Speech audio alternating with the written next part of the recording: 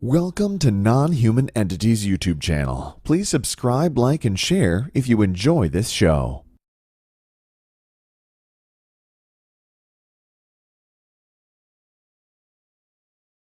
These topics? Oh yeah, absolutely. Going back to when I was a boy, my father was an engineer, and they played cards every Friday night, alternating back and forth between our house and their house with the local television engineer of KELO in Sioux Falls, South Dakota. And this man was an electronics engineer. He had worked with the British during World War II on radar and things like that. So conversation around the table was was always about something about engineering and what got me started. My father and he, I remember one conversation they were having as they were playing cards, and I was sitting there watching them.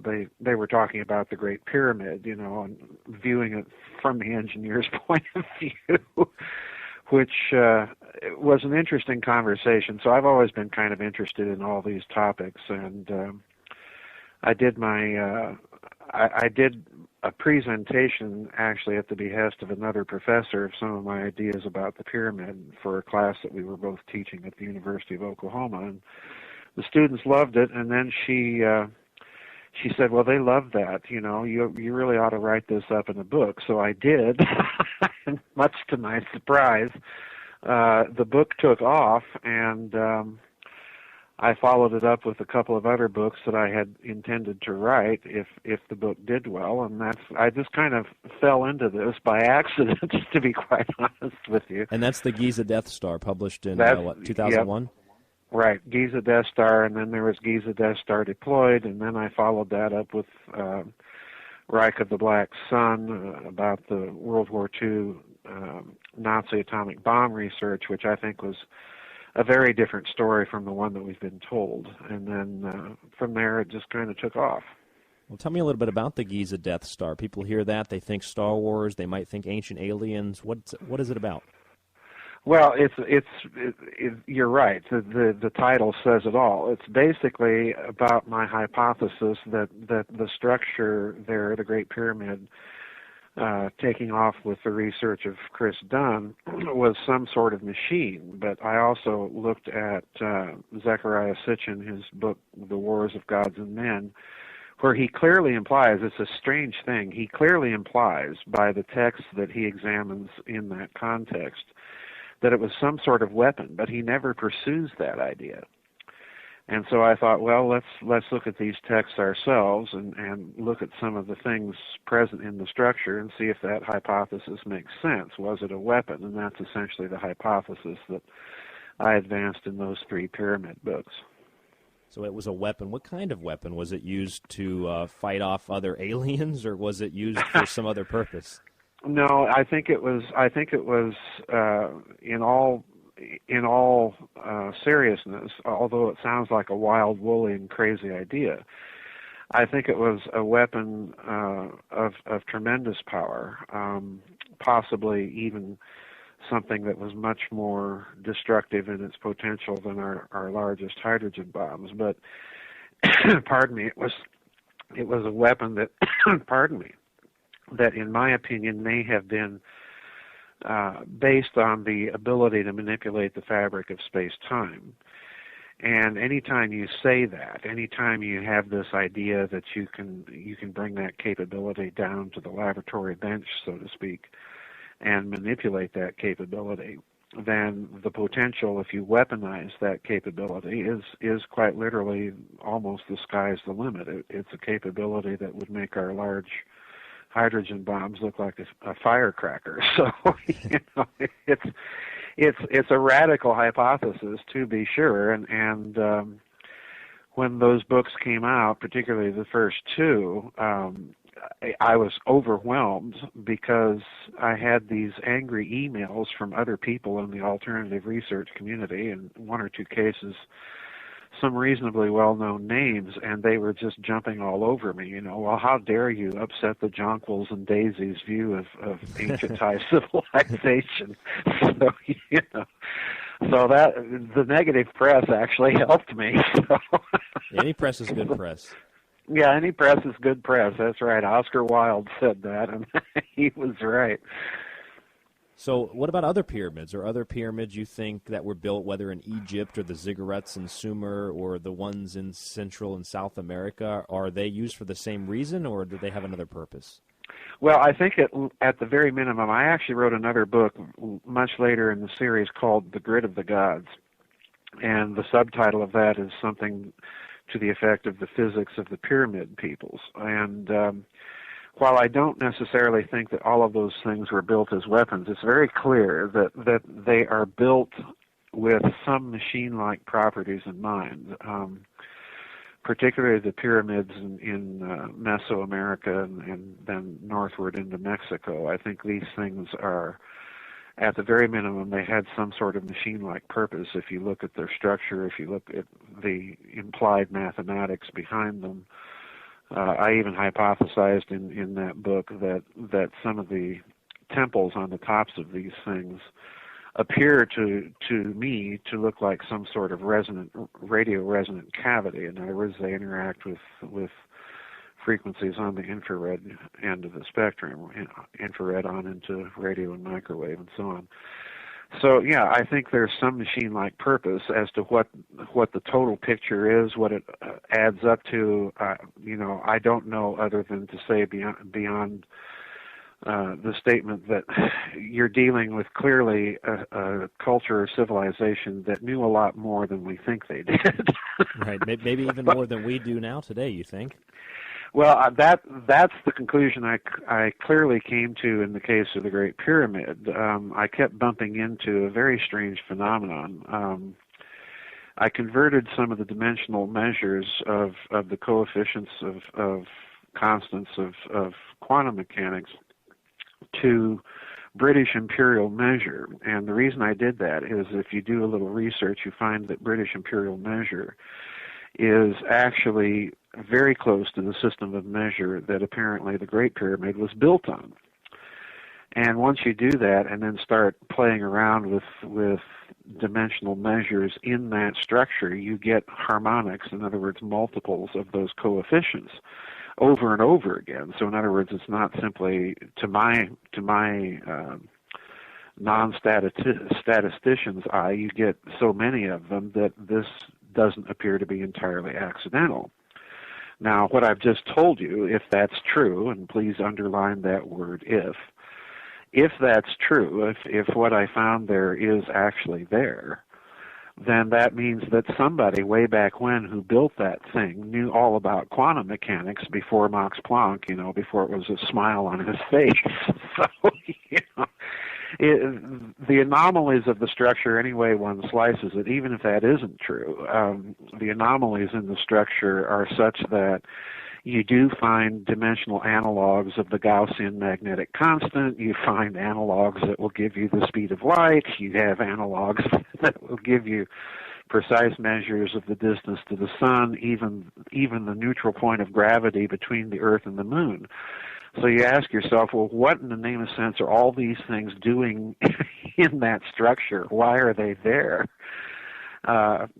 The bottom line is that means that whoever built it knew about those things and therefore had to have a fairly sophisticated science, a fairly sophisticated metrology, and they embodied all of that in the structure. Now, do you contribute that, and there's a lot of different factors that could go into this question, but do you contribute that to the idea of ancient aliens or perhaps a golden age culture that was just very advanced? Yeah, a golden age culture that was very advanced. I actually followed those books up later in the series. Once I got started with this, and I have to tell people that, like I say, I had originally intended, if the initial book took off, I had about 5 other books in mind that I wanted to write, kind of planned out, mapped out, if that book took off. Well, it did, so I wrote the other 5 books. One of them was a book called The Cosmic War, and the subtitle of that is Interplanetary Warfare, Modern Ancient Texts and Modern Physics, or something like that. So it kind of gives you the idea, and basically the thesis of that book is that whatever existed way back when, in the mists of prehistory, may have actually been some sort of interplanetary civilization right here in our own solar system. And again, that sounds like a wild, woolly, radical, bizarre hypothesis, but when you start looking at the texts and what they actually say, when you start looking at some of the various things scattered around the solar system, we see all the anomalies on Mars, we see Saturn's moon, oddly enough, Saturn's moon Iapetus, looking like it might be something artificial. That in itself is interesting, of course, because Saturn is the home within Greek mythology of the Gigantomachy, of the war with the giants.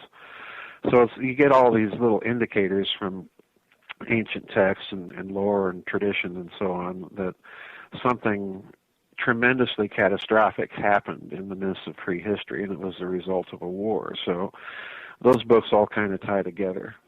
Now, I didn't get a chance to read the Giza Death Star. I've read the SS Brotherhood of the Bell and Nazi International. In the Giza Death Star, maybe in the second book, the Giza Death Star Deployed, did you talk about the obelisk and the energetic relationship between that and perhaps a weapon that in that of the Giza pyramids? Right. If you look, one of the things that's very interesting is if you look at these structures, particularly the Great Pyramid, but not necessarily that. You can look at certain ancient temples. I went into this aspect of the story in another book way down the line in the series called Babylon's Banksters.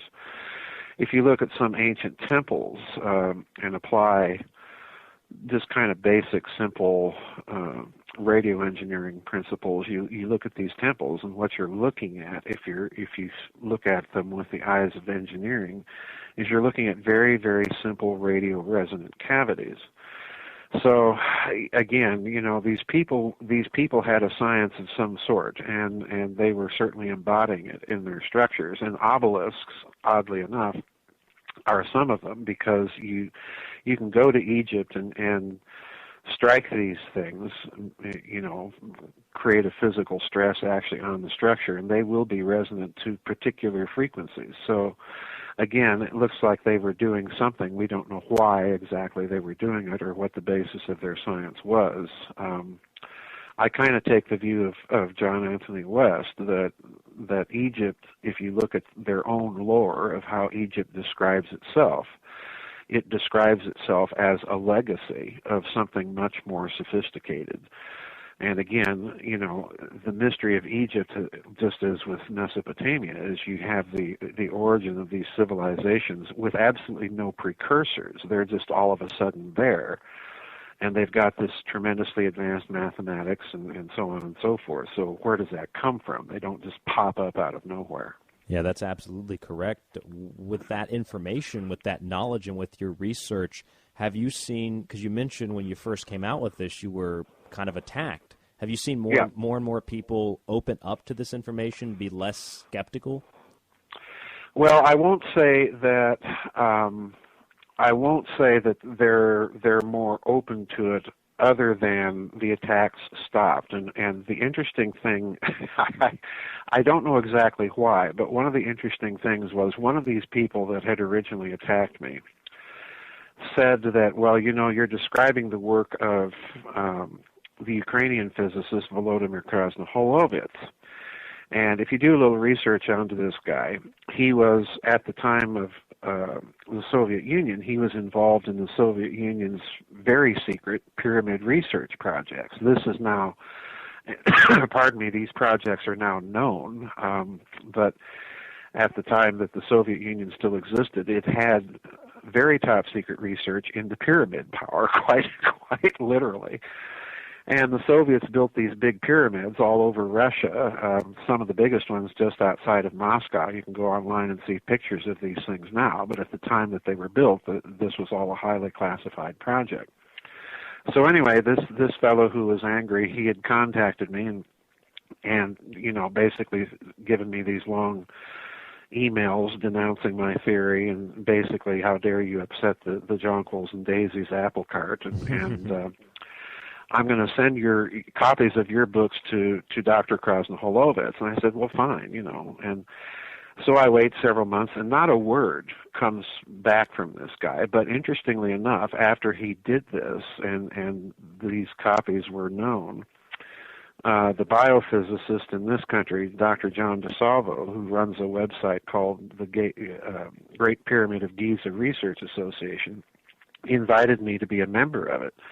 And I thought, well, sure, fine, So I accepted his membership, and then the next thing I knew, my publisher contacted me and says, well, the Russians want to buy rights to the Giza Death Star. So the Giza Death Star actually exists in a Russian language edition. Wow, I didn't know that. I don't know what that means, but, but apparently I've always in my mind connected it to the fact that those pyramid books were sent to Krasnoholovets, and then the next thing I know, the Russians are buying rights to the book and publishing the book. So well, it has to make you feel good in some way that it's getting international attention. Yeah, exactly. Well, exactly. Now, what about some of your other works here? The ones that obviously that I've read, right, of the Black Sun and the Esed Brotherhood of the Bell. I've always had a fascination with history of Europe, World War I, World War II, and the rise of the Nazis in Europe. But specifically, Joseph, the alternative history, if you will, the one that we're not really told about. Let's get into a little bit of details about that. Maybe we can describe Reich of the Black Sun and then talk a little bit about the Bell Project. Okay. Well, the Nazi series of books are a major component of all of my books. I have 22 books out, and I kind of alternate back and forth between ancient topics like pyramids and ancient civilizations and the Nazis, and there is a reason for that. Part of the reason is that the Nazi Party was midwifed into existence in the interwar period by its connections to a number of German secret societies. The most familiar to people would be a society that was known as the Thule Gesellschaft. It's usually mispronounced Thule Society, right? Thule. It's not Thule. In German, it's Thule. But the Thule Gesellschaft, or the Thule Society, was basically one of these interwar occult-based secret societies. Their logo was even the swastika.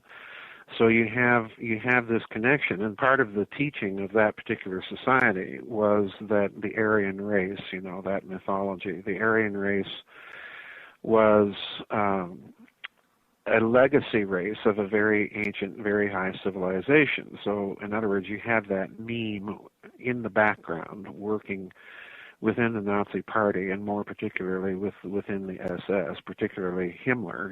The Reichsfuhrer SS was tremendously obsessed with the occult. And he even used the Zeigel, the rune, as part of their logo, correct? Yes, he used the runes and everything else that had its own occult basis, because there were people connected to the peripheries of the Thule Gesellschaft, like Lanz von Liebenfels and Guido von List and people like that did studies of runes and so on and so forth. So all of these things had definite occult esoteric background in the symbolism that the Nazis ultimately adopted.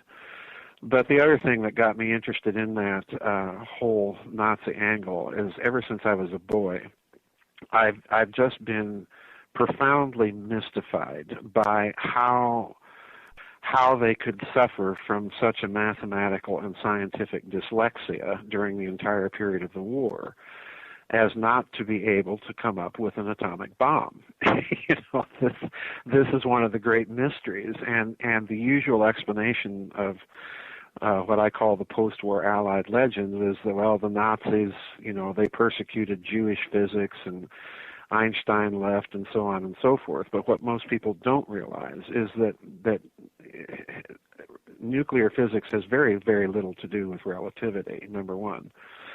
And number two, even if they did lose a great number of scientists that fled Europe because of the Nazi regime, they still retained a number of very first-class top drawer scientists, and Heisenberg, Paul Hartek, Otto Hahn, Walter Gerlach.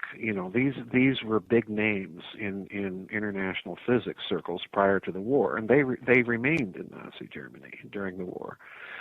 So to me, there's a mystery here, and I just wasn't satisfied with explanations. And the real key for me with this, Ryan, was the fact that after German reunification, circa 1992-93, the tail end of the Bush administration, the early years of Clinton, after German reunification, a funny thing happened.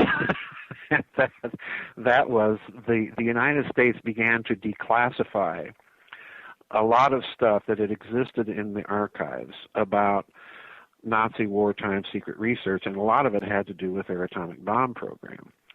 And I started running into these documents. I reproduce a couple of them in Reich of the Black Sun that indicate very definitely that the German atomic bomb program was not the colossal failure that we were taught. If anything, it may have been actually successful prior to the war's end.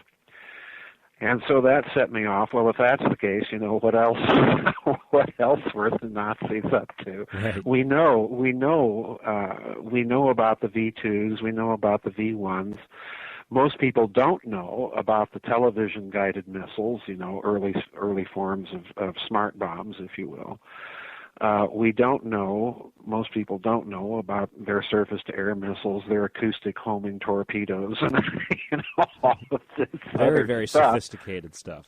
Well, essentially what you're looking at is Mark I versions of the types of weaponry that we now take for granted. Yep. All of this was being developed in the Third Reich, and some of it had been developed to the point that they had either been tested or even deployed. The first operational jet fighter was German, even though the British had Whipple playing around with jets. The Royal Air Force wasn't really interested until the Germans showed up in the skies with jet fighters. So that kind of spurred the interest there. But Wow. So you have all those things that were known, and so you start digging around and in the really exotic stuff. And the reason I put Reich of the Black Sun, dealing with the atom bomb, at the head of the Nazi series is that the real story for me was this story about the bell.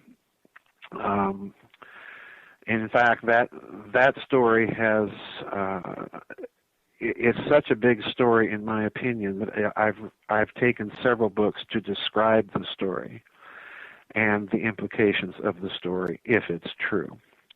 I do think it is true, but the implications of it are what really, really intrigued me. So that followed SS Brotherhood of the Bell, kind of started that off. And the reason I headed it up, this whole Nazi series with the atom bomb project, is that if you look at the context, the Bell story, the Germans actually classified this device in one of their documents. They referred to this device with the classification of Kriegsentscheidend, which in German means war decisive. And so I got to thinking, well, if their atom bomb project isn't Kriegsentscheidend, if that's not war decisive, then exactly what is this thing? So they put Die Glocke over top of the atomic bomb in terms of importance. Yeah, exactly. And you look at this device, let me describe it for people and what the allegations of the story are, because this is very important for people to understand how I research. I footnote my books extensively, and I do try to let people know that when I'm constructing an argument, I'm speculating. Because there's a body of people out there, and to a certain extent their research is good, it's solid, that think the Bell was nothing more than an isotope enrichment centrifuge. I think they're mistaken for reasons that we're going to get into. The Bell is a device about 12 feet wide, 15 feet tall. It's obviously bell-shaped. That's why the Germans called it Die Glocke, the bell. And on the inside of this device, they had two counter-rotating metal cylinders. It was an electrically polarized device. Those cylinders rotated around a central core that I think was the cathode to the cylinder's anode. They would counter-rotate these cylinders to tremendous speed. They would inject into them a substance known as serum 525. This is all part of the Bell story. Serum 525, in its turn, was supposedly a very gooey type of heavy liquid maroon-colored metal, which, if you look at it, the descriptions of it, this substance looks to be some compound of mercury and something else. I argue the case in another book, The Philosopher's Stone, that yet another ingredient in this substance may have been thorium-229 isomer. I lay out the case for that in a book called The Philosopher's Stone. And they would rotate this substance up. Now let's look at what they're doing. First of all, when you rotate it, it's going to cohere the plane of rotation of the substance. And then what they did is they zapped this substance while it was in a state of rotation with gobs, and I do mean gobs, of high voltage direct current electricity. Now what would that do? Well, if mercury is involved, it's going to create a plasma. That plasma is going to be in a state of differential rotation because you've got the cylinders in counter rotation with each other. So you're going to have plasma in a state of rotation under electromagnetic stress, okay? So what does that sound like? Well, it sounds like the sun, okay? So I think what they were trying to do is, number one, they were trying to reduplicate the effects of the sun. Well, for what purpose? And I think once you look at kind of the argument that I present in SS Brotherhood of the Bell and then the following books, was they were attempting, first of all, to create or engineer a device on the basis of some of the interwar unified field theories that predicted a coupling effect between electromagnetism and gravity. The most famous interwar theory being, again, a German mathematician by the name of Kaluza. If you look at unified field theories from that time, you're going to find his name mentioned quite a lot. You have another influence on all of this being an electrical engineer by the name of Gabriel Krohn, who came to this country. He was a Jewish man, but a brilliant man.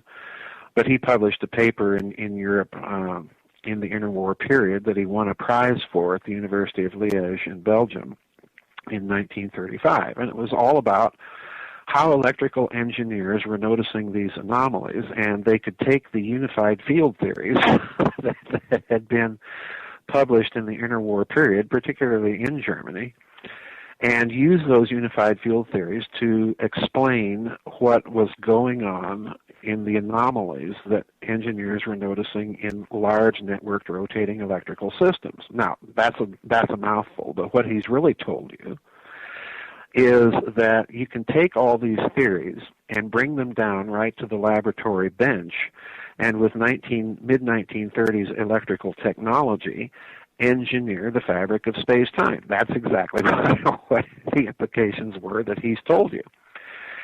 So the Germans, I think, were basically attempting to construct a kind of a gateway technology based on some of these ideas to see if they could affect an electromagnetic gravity coupling. And the interesting thing is that the bell, if you do the research and dig into the story, you'll discover that the people that were working on the bell reported that it levitated, all right. As it was turned on. Now, this is huge, because what this means, if that's true, then this means that the Bell story is the story that's at the heart of the Nazi UFO legend. Now, please note, all the device did was it levitated. It didn't zip around the sky performing right-angle turns at several thousands of miles an hour or things like this. In other words, it did not perform as a UFO did. So that's I think, a huge clue as to what the Nazis were up to. They had a gateway technology that gave them some sort of rudimentary field propulsion capability. It gave them, therefore, an ability to tinker with the fabric of space-time at a very rudimentary level. But again, once you say that, the door is open, because if you have that capability, number one, you have the possibility for a totally different type of energy supply, which certainly the Nazi SS was looking at. You have the ability for field propulsion, a totally different way of propulsion, of transport. And then finally, of course, as I've indicated, if you have that capability, then if you weaponize it, then potentially you can make a hydrogen bomb look like a firecracker. So would the Nazis classify that higher than the atom bomb? Yeah, you betcha. Definitely. Well, all very, very fascinating, Joseph. We're going to take a quick break here. It's interesting that you mentioned the term Wunderwaffe because I rely on the Bell research of a Polish researcher by the name of Igor Witkowski, wrote a wonderful book called The Truth About the Wunderwaffe. It's really an extraordinary book. I highly recommend it to your readers. Even it is very expensive, but it's just an extraordinary book. In the book, he notices that the term Wunderwaffe was used at the time that the V2s and V1s were already raining down on London. And he points out the fact that in the context in which the Nazis at the time are speaking of the Wunderwaffe, that these weapons, which are usually misidentified by historians as being the wonder weapons, could not have been the wonder weapon. Militarily, they produced really no significant result other than being a major nuisance to Churchill's government and so on. So, and he also cites people like Magda Goebbels, Dr. Goebbels' wife, talking about the Wunderwaffe and clearly indicating that in the context that this term is referring to something else. And in his opinion, and I think he's absolutely correct, that the term is actually being applied to the Bell. And if you look at the physics, if you go back and look at what they're doing with the Bell, as I laid it out, it's dealing with physics of interfering several electromagnetic rotating fields on a plasma. They're creating basically a kind of technological version, miniature version of the sun, for all intents and purposes. Well, this is very similar to the types of concepts that you see often alleged for the Philadelphia experiment in this country, taking large degaussing electromagnetic coils on the three axes of a ship and creating an interference pattern which they hoped would lead to some sort of radar stealth, radar invisibility. And according to the lore, of course, it produced optical invisibility. But the basic concepts are the same. So in other words, we're dealing with physics and a technology that, if true, and I think definitely you can look at the literature of the period. I wrote another book in this Nazi series called Secrets of the Unified Field, the Philadelphia Experiment, the Nazi Bell, and the Discarded Theory. The discarded theory being, of course, all of these interwar unified field theories from Kaluza down to Levati and so on and so forth. Now, the interesting thing is if you look in modern physics literature, Michio Kaku and some other people that popularize the history of physics, they'll tell you that these unified field theories from the interwar period were incomplete theories and that they did not take into account the strong and weak nuclear forces of quantum mechanics. Well, that's all true, but the problem is an incomplete theory doesn't necessarily mean a non-engineerable one. Okay. That's pretty much what Gabriel Krohn, in his paper that I talked about in the first part of the show, was saying. He was saying that, these theories are engineerable theories, and if they're engineerable, what he's telling you is, yeah, you can play around with 1930s technology with the fabric of space-time. And this is precisely what I think the Nazis did. Now, you've mentioned in your introductions a book of mine called The Nazi International. That's an important part of this story because what happened at the end of the war with Nazi technology is really rather interesting if you look at it carefully and take the blinkers that they've taught us to read the end of the war in textbooks and college history courses. Take those blinkers off and look at what's really going on. If you look at it carefully, the Nazis themselves are the ones driving the technological division of the spoils at the end of the war. So, for example, you have the creme de la creme of their rocket and jet scientists and ramjet scientists and so on going to the United States. The Soviets, on the other hand, are getting the middle echelon project managers and technicians in the hundreds that are able to reconstruct the documents trail for the Soviets and kind of jumpstart their own post-war rocket program under Sergei Korolev and people like that. So you get basically the Nazis driving the division of the spoils very carefully, so that at the end of the war, a technological stalemate, an arms race, is going to be induced by this technology transfer to the United States and the Soviet Union. Now, interestingly enough, the Bell itself, the SS, under orders, I think probably from Martin Bormann, murdered some 60 scientists that were working on the Bell project.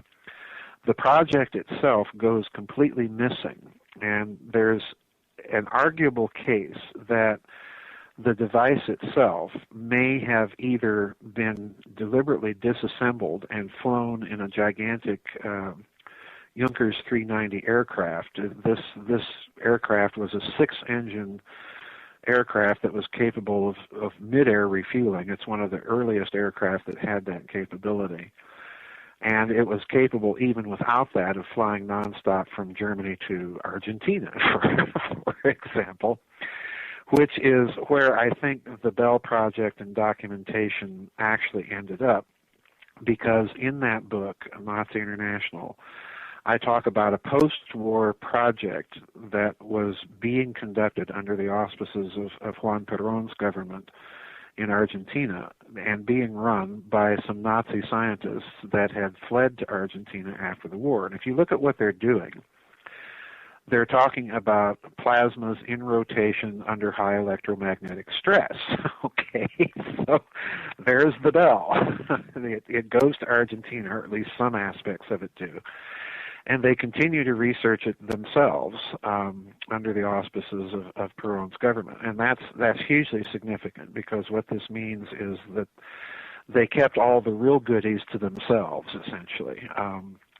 The project was inadvertently exposed by Perón in a 1951 press conference in Buenos Aires, and it created a firestorm, something of a firestorm in the world press at the time. The German scientist that was heading this thing up was denounced as a fraud and a mountebank and so on and so forth.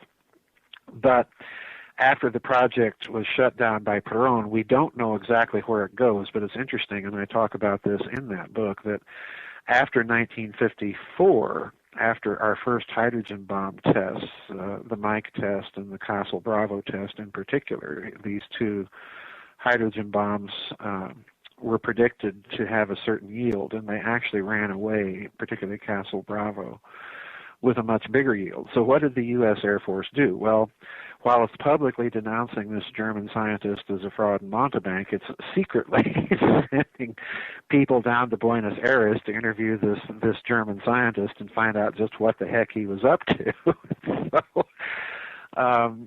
And it's interesting when you read his own statements about what he was up to. He was telling them, I'm putting plasma into rotation and subjecting it to enormous amounts of electromagnetic stress, and what this does, he says, is it produces a cellular structure in the plasma that interacts with what he calls a kind of cellular structure in space-time, and here comes the whopper, and he actually says this, and it's one of the first cases, I think, that you can find where the phrase zero-point energy is used openly and directly in any literature, and he's using that very phrase to describe what he thinks is an interaction between rotating plasmas under electromagnetic stress and the zero-point energy, and is transducing that energy into the plasma reaction. So, there's your explanation, guys, for why your hydrogen bombs have a lot more bang than you've calculated. So, in other words, the Bell Project has huge, extraordinary implications in my reconstruction of events. And again, I want to stress for people the reason why I've written so many books pursuing different details of the project, is it would be just impossible to summarize the project and its implications in just one book. So it has implications that literally spill out everywhere you turn. Now, the interesting thing about this guy's project, his name was Dr. Ronald Richter. His project in Argentina is in that book, The Nazi International. I point out that he's getting his equipment to conduct this project in Argentina from the Allgemeine Elektrizitätsgesellschaft, the German electrical company, that was the very company that was involved in the Bell project back in Nazi Germany. So in other words, there's little details like that connect his project to the wartime research of the Bell. So it's a huge story, because what it's also telling us is that this post-war group of Nazis, we've got to get it out of our head that these are just a bunch of guys hiding in the jungles of Brazil and the Amazon basin in fear of their life. What it's really telling you is you're dealing with a post-war Nazi extraterritorial state, if you will, that is tremendously well financed. It has its own production and scientific infrastructure that it's able to conduct and carry on some of this wartime research. So that's quite a different story. And again, it sounds radical and just harebrained to say something like that, but I urge people to look at the actual evidence for that rather than leap to any conclusions. Right. Well, I think that's the problem, is that people leap to those conclusions without really thinking about it, because we've been predisposed, preconditioned, and brainwashed to believe that this is how history is, when in fact it's not. It is the proverbial history is written by the victor kind of a case. Right. Now, one of your other books is Roswell and the Reich. I'm guessing that Roswell has a little bit to do with the Bell, too, maybe? Oh, yes. I call Roswell and the Reich the book that ufology loves to ignore, because the silence about that book from the ufology community has been almost deafening.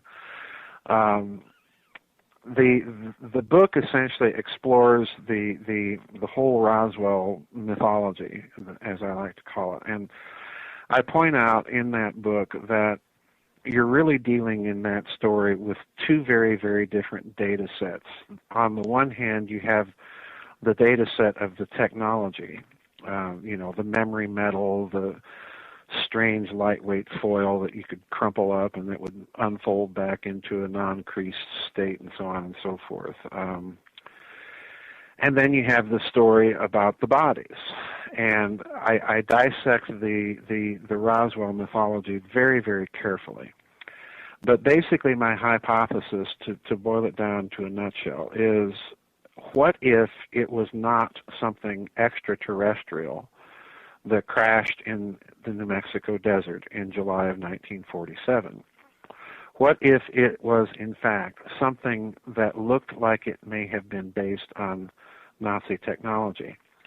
Now, it's interesting when you phrase it that way, because if you look at the documents and stories associated with the Roswell story, particularly the Shulgin Air Force Intelligence Collection Memorandum that a bunch of Roswell researchers always refer to, if you look at that memorandum carefully and read the whole thing, it's a genuine document. It is a genuine U.S. Air Force Intelligence Collection Memorandum that was drawn up by Brigadier General Shulgin. And if you look at it, it's clearly a document, and I think the Roswell researchers are correct. It's clearly a document drawn up in the wake of Roswell to go out and find out just what the heck are we dealing with here. But the interesting thing that the ufologists don't like to talk about is when you read that memorandum, it's not talking about extraterrestrials, and it's not talking about a field propulsion flying saucer. It's talking about vapor trails, the roar of jet engines. If you read it carefully, it's talking about vectored exhausts. And most significantly, in that memo, it points a finger very clearly and very explicitly. It's not something that's implied, but it's very explicit, that this looks like it's based on some sort of technology that we saw the Germans playing around with during World War II. And so we'd better find out where the Horton brothers are. Okay. So, and they've been, this memo mentions these characters by name. Well, who are the Horton brothers? Well, the Hortons are the two German aerodynamic engineers that were coming up with those flying wings, prior to the war and flying these things around. And it's interesting, when you look at their flying wing designs, Northrop Grumman actually built a full-scale mock-up of the Horton 229 Gotha flying wing. Yeah. At a cost of $250,000 using, original paints, original materials and everything. And why'd they do this? Why did Northrop Grumman go to all of that expense? I've seen those pictures before. It's crazy. It's crazy. Well, what's really crazy is, you're looking at this thing that these German engineers came up with, this flying wing, in the late 1930s. I know, decades ago. Yeah, decades ago. And this thing looks very modern. It's like the B-2 bomber. It looks like the B-2 bomber, a smaller version of it. Well, Northrop Grumman did this because they wanted to test the radar cross-section of this thing. And they found out that it had about a 25% reduction of an ordinary airplane radar signature. In other words, it was partially stealthy. So, anyway, the Shulgin Memorandum, in the wake of Roswell is asking, well, where are the Horton brothers? We need to find out where the Horton brothers are. Well, I can tell you where they were. And I tell you, in the Nazi International. They were down in Argentina building triangular-shaped jet aircraft for Juan Perón. So again, we have another little indicator that there's some real sophisticated post-war Nazi research going on in the world, and we're not in charge of it. So let's assume if something Nazi, this plays speculation here. If something Nazi crashes in the New Mexico desert in July of 1947, fully 2 years after World War II has supposedly ended, then is this going to send the U.S. military into a tailspin of panic? Yeah, probably would. Well, I'm guessing they're going to use the image of aliens in order to promote that, to distract away from what really happened. Right, exactly. And that's exactly what I think happened. I call it the Roswell dialectic because if you look at the story, it is true that within hours, the U.S. Air Force is sending out stories. Oh, we recovered a flying saucer, and then hours later, it's just a weather balloon, and our intelligence agent at the only functioning atomic bomb wing in the entire United States Air Force misidentified a weather balloon with a flying saucer. So my question is, well, why would you have an intelligence officer like that in charge of your base intelligence? This is doing Major Marcel a tremendous disservice, And the answer is, of course, you wouldn't have someone that stupid in charge of your base intelligence. So there's another story altogether going on. I think if you look at the technology the stories about the technology surrounding Roswell, and then the Air Force memoranda that begin to be circulated after the event. I think it's a very, very different story than standard ufology likes to put out there, and like I say, that's the reason I call Roswell and the Reich the book that ufology loves to ignore. It's actually my longest book. It's about 500 pages long because I go through the whole story with a fine-toothed comb. Well, that's what you have to do to get to the truth. That you get these people who believe the mainstream narrative without a question of a doubt, and they ridicule anybody who tries to dig a little bit deeper. And then you get the people on the other side of the spectrum, Joseph, what you call ufologists per se, and they so badly want to believe UFOs, aliens, and the connection between them that they will look for any evidence to back up what they believe. So when you come at it from this point of view, and this is actually what got me, I think, really into your work and your research, because I've always believed the same thing, that Roswell was a type of distraction, and all of those, the crazy things like say they misidentified it, and it was a weather balloon, then it's a flying saucer, and going back and forth. It just causes confusion, and eventually people give up and they stop asking questions. Right, exactly. One of the big things for me, I think, and probably a lot of the listeners, and people have even asked me a similar question like this before, if the Nazis were so far advanced, looking at technology far beyond the atom bomb, if they didn't even classify that as super uber top secret, then why did they not win the war? Well, that's I get asked that question all the time. First of all, the Bell story. Let's go back to that. I discount all those stories. I wrote a book called Saucers, Swastikas, and Psyops. And in that book, I take the whole Nazi UFO field propulsion flying saucer myth and legend and expose it for what I think it really is. Number one, I think it's a cover story put out after the war by certain circles within the CIA and within this post-war Nazi group. Number one, to deflect attention from the Bell. And let me again emphasize what I said about the Bell previously. This thing levitated, but that's all it did. It didn't dart around the sky like a UFO, all right? So in other words, it wasn't a Nazi UFO. It was a gateway technology. It had tremendous potential, tremendous promise, but let's not overemphasize what it was. It was not a UFO in the traditional sense.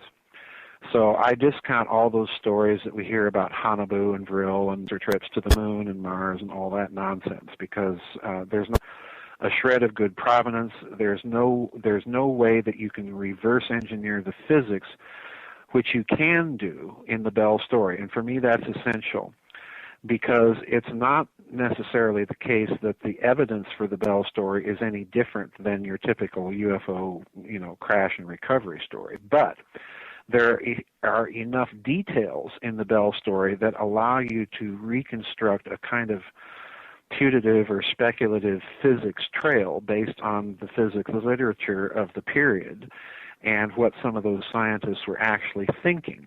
So in other words, it's the ability to reverse engineer the physics of this device that to me is essential to evaluating its evidentiary value or possibility as a true story or not. You do not have that in the case of the Hanabu or Vril. You have no indication of what the possible physics thinking might have been behind these devices, and therefore I tend to totally dismiss that whole story. The interesting thing that we have to bear in mind here again is those memoranda that began to be circulated in the U.S. Air Force after the Roswell crash are consistent in pointing the finger of suspicion at these Nazi projects. So why didn't they win the war if they had all this stuff? Well, for one thing, you're dealing with prototype technology. In other words, this is not operationally deployable technology. But in the cases of things like the Horten Flying Wing and some of the other stories that we have coming out of Nazi Germany of experimental saucer-shaped jet-powered aircraft, that's a very different matter, and they might have perhaps been able to get some of those projects to some sort of testing stage where they were usable as deployable aerodynes with human pilots. And the other thing I get all the time is, well, if the Nazis had the atom bomb, why didn't they use it? And I actually tend to think that there's two answers to this that I talk about in Reich of the Black Sun. And that is, number one, they didn't have the strategic delivery capability. An atom bomb at the time was an extraordinarily heavy device. They didn't have the ability, with the exception of a very few airplanes, to deliver these things to any strategically valuable targets in the West. And number two, the Nazi ideology was such that their most genocidal and brutal military fighting and campaigning wasn't with the Western Allies, it was with the Soviet Russians. And there we're confronted with a real problem. because if you look at the total number of casualties during World War II, and I'm going to get into some gruesome statistics here, and I beg everybody's indulgence because it's an essential part of the argument. If you look at the total casualties of World War II, fully one half or more than one half of the casualties of the entire war on all fronts are suffered by the Russians. And if you look at the military casualties that are inflicted on the Russians, this is somewhere around 9 to 10 million men. Total German military casualties for the entire war on all fronts is something like 2 to 3 million. I forget the exact figure. So this means if you look at military historians and the way that they have looked at the tactical and operational proficiency of the German Wehrmacht during World War II, this means that right up to the end of the war, against all combatants, the German army had a kill ratio of about 1 to 1.5.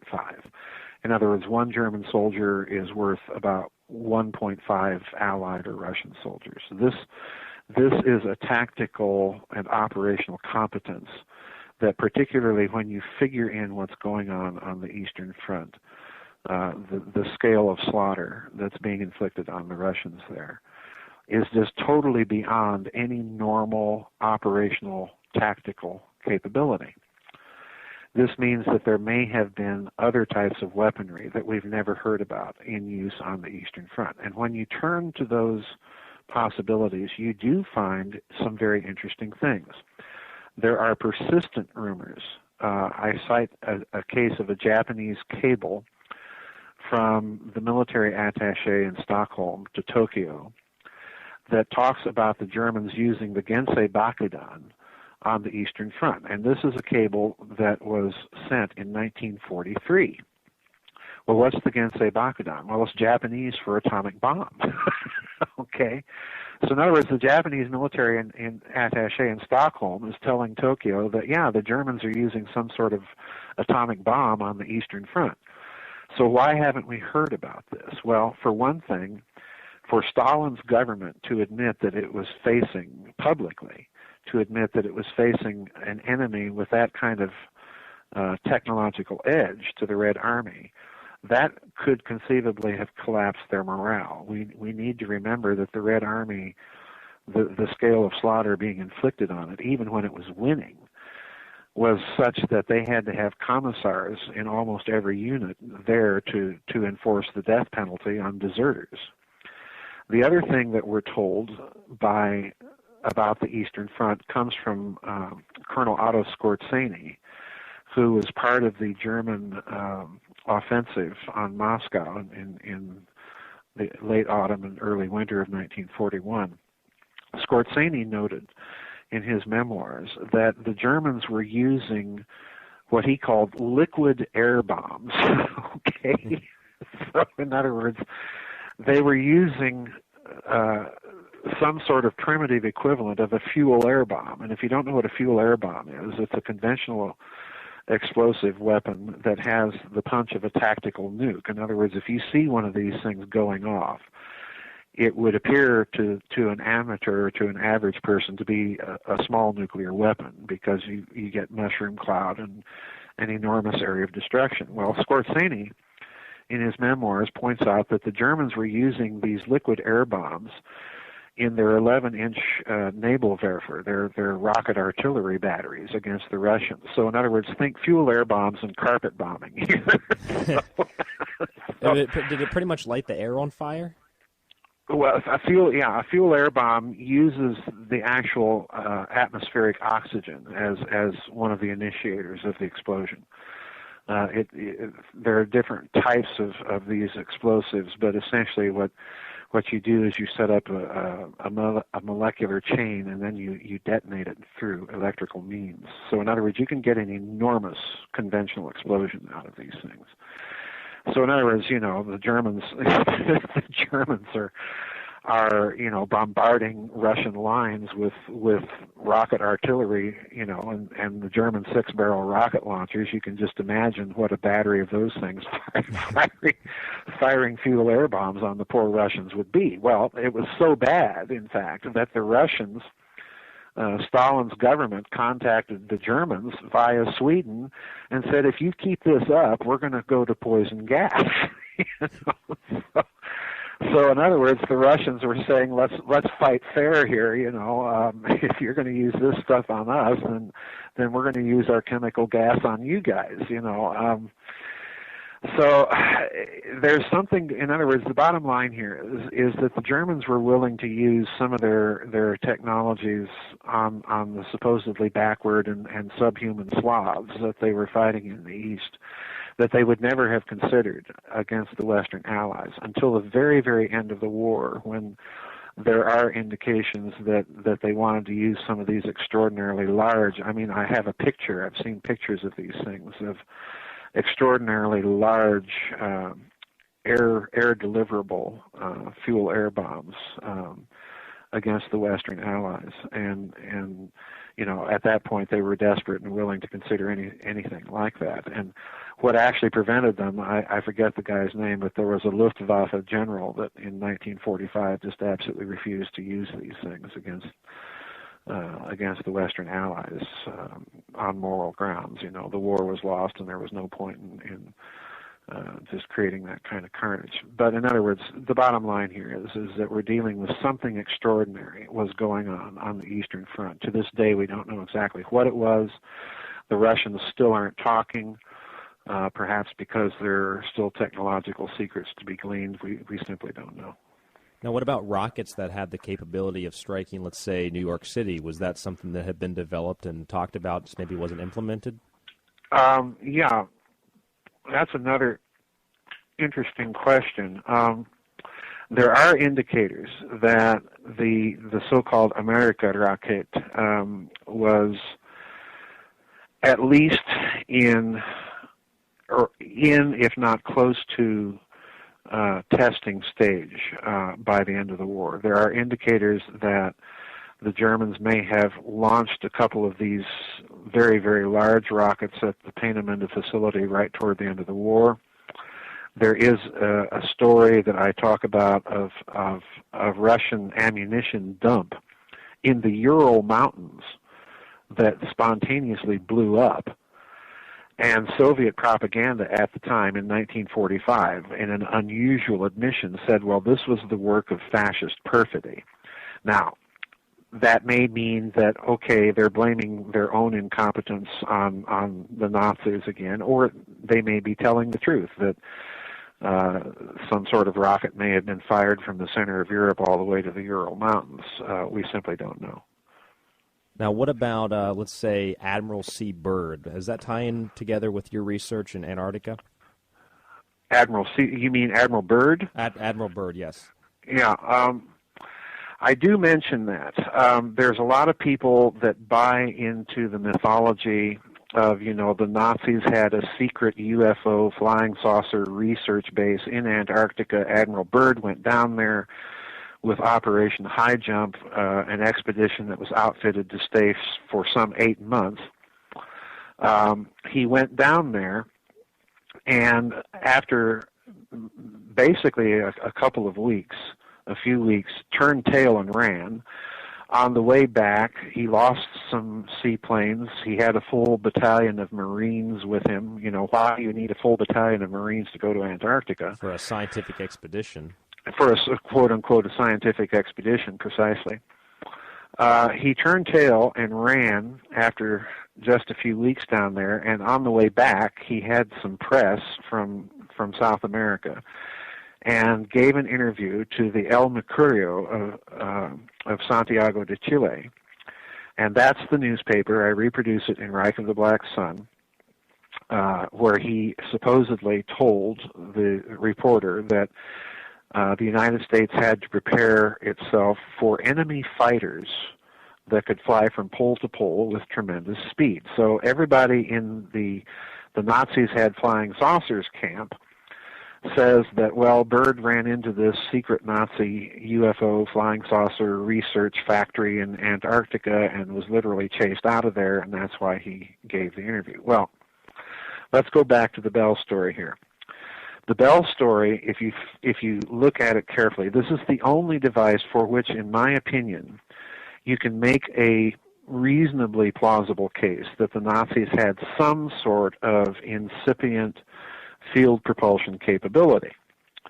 But the problem with the Bell was that the Germans had to build an entire electrical power plant right there at the facility where the Bell was being tested. Now, what this tells me is that the Bell device had to rely on tens of millions, if not hundreds of millions of volts of electric current of direct current nature. All right. In other words, they couldn't simply supply that amount of direct current electricity using batteries and capacitors and so on. Now, what that would mean, therefore, is that if they had a base in Antarctica where they were pursuing this research, they would have had to have built an entire electrical power plant there. All right. Now, obviously, they didn't. And if you've been following the story, this project was continued, at least in some form or fashion, in Argentina, where you would have the infrastructure and capability to do this, but not Antarctica. So what I think really happened during the war with Antarctica is that the Germans probably built some sort of base there, maybe a weather station, maybe some sort of secret U-boat base and so on and so forth, but certainly not an entire research facility building flying saucers. So what may have happened is they may have had a few sophisticated aircraft based in Patagonia and southern Argentina that may have interdicted Byrd's expedition in Antarctica to keep whatever they did have in Antarctica a secret, but it was not a UFO flying saucer research base or factory or anything like that. Very interesting. Regardless of that, though, they could have also used some type of geothermal energy, couldn't they have? I've read about Lake Vostok down in Antarctica. Sure, if they found that. But again, you've got to remember that the German expedition to Antarctica occurred in late 1938, early 1939. So the war begins in just a few months after the return of that expedition from Antarctica. So they would have had to have transported an enormous amount of electrical equipment and then technicians and so on and so forth, and keep it supplied during the war. And this to me is simply a logistical impossibility. The German Kriegsmarine, the German Navy, was not a large navy at all. The U-boats that they had, most of them at that time when the war breaks out, weren't large enough cargo-carrying U-boats to sustain an operation, much less build something like that. So I find it very, very unlikely even on the geothermal basis. Now, what about some of the supposed U-boats that, quote-unquote, went missing? Did they go to Argentina? Oh, boy, that's another story. That's a can of worms, and I don't even really get into that in any of my books in detail. Yes, at the end of the war, there are a number of U-boats that went missing that showed up in Argentina, months after the end of the war in Europe. And they were interred. Argentina, of course, had entered the war very, very late on the side of the Allies. That's another story in and of itself as to why Juan Perón, who was such an ardent pro-Nazi sort of guy, would actually enter the war on the side of the Allies. And briefly it was to cite his own memoirs here. Juan Perón says something to the effect, and I cite this in the Nazi International, something to the effect that, well, we hadn't lost contact with Germany just because of the declaration of the war, because the declaration actually turned out to be of great service to the Germans, because under international law, it allowed us to go in there with our ships and airplanes and take the Germans out to Argentina. So, in other words, what Perón did was he pulled a fast one on the Allies, because by becoming a co-belligerent with them, he had the right to go into Germany, with Argentinian ships and airplanes and fly out a bunch of Nazis and serve them cocktails and peanuts, you know, on their way back down to Buenos Aires, you know, where they were going to work on all sorts of cool projects for him, you know, like building triangular jet-powered aircraft and fusion reactors, you know, all the stuff. So yeah, Argentina is a key player here, but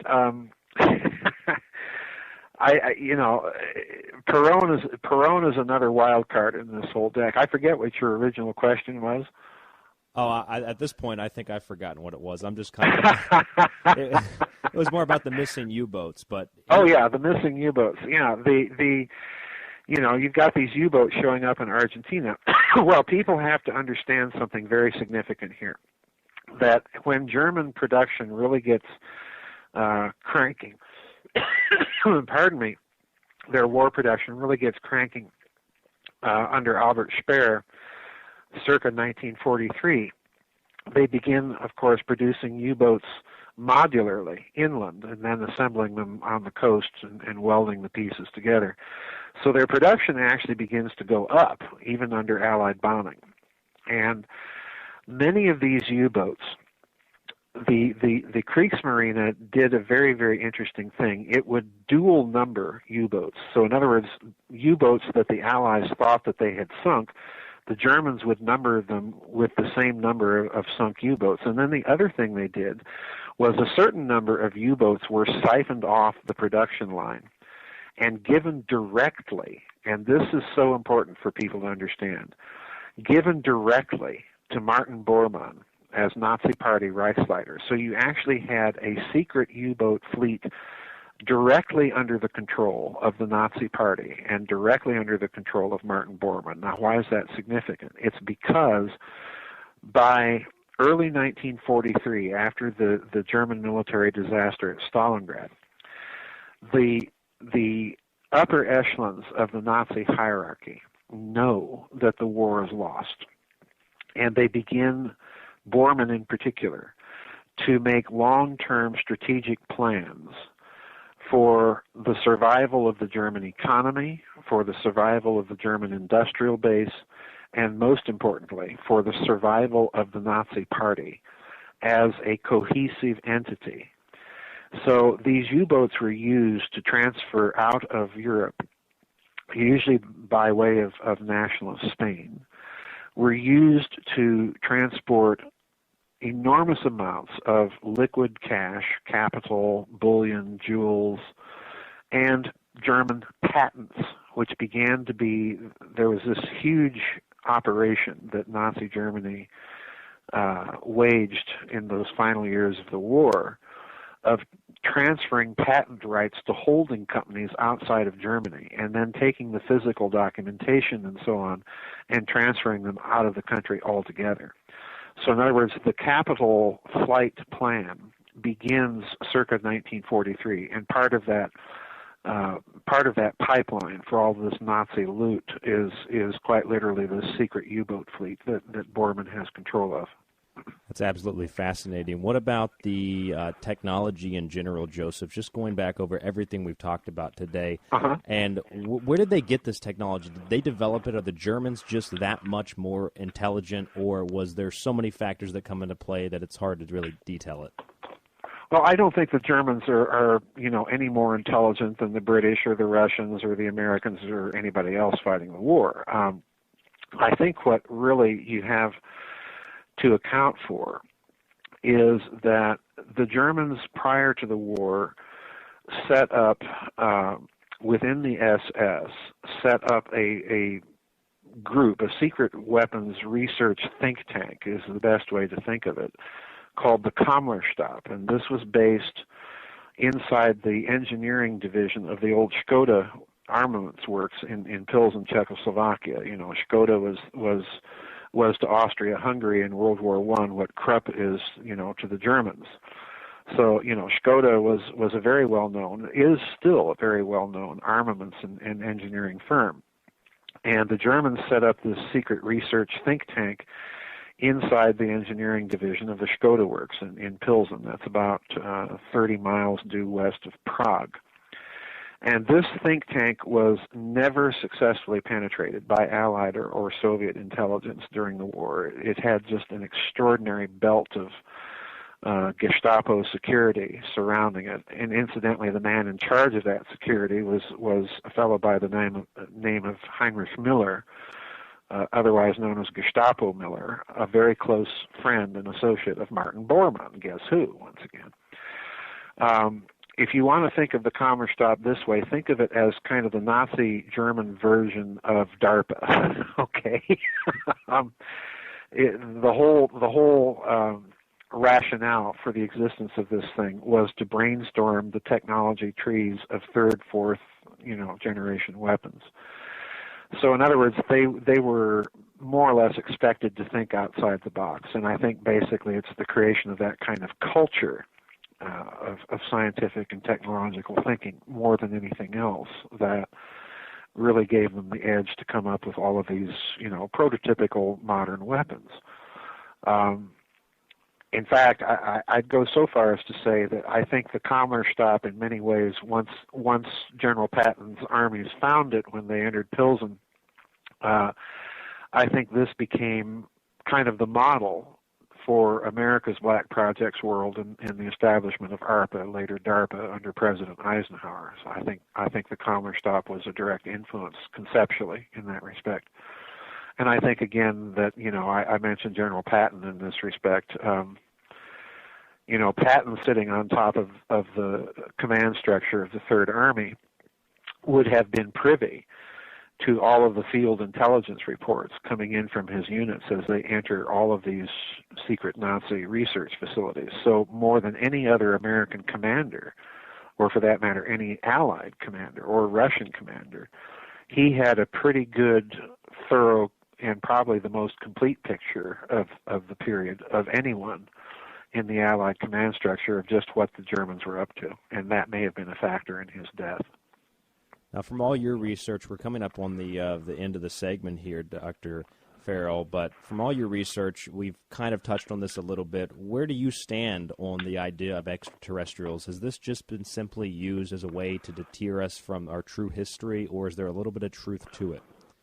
Well, I have never, people accuse me of thinking that, Nazis and black projects explains all UFOs. I've never taken that position. In fact, I've gone out of my way to say over and over again, I'm not philosophically opposed to the idea of extraterrestrials, nor even to the idea that they might be visiting here from other planets or other dimensions or what have you. I'm not opposed to that idea at all.